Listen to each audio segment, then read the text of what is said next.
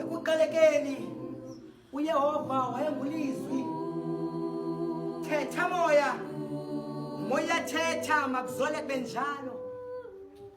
Uze nendaba, lindani ke kananjalo. Esibhalweni kuthiwe ekuqalekeni uYehova wayengulizwi, ulizwe nguYehova. Ngekabikho nantshukumo nanto, ihlabathi limenciwa, thetha ngezwi kumnyama wathi makuvele ukukhanya.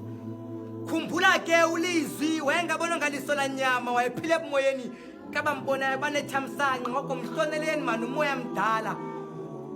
Umoya mdala wabakho ngekabikho zinduli nazintaba.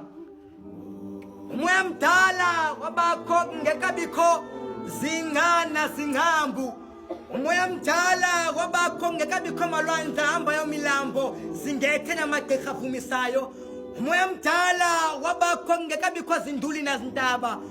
Umoya wabakho ngekadalwa mntu nasilwanyana ngoko zolani mani ngempithizelo nithule xa kuthetha umoya nimamele initotele nasebumoyeni kwele mimoya ilizwe.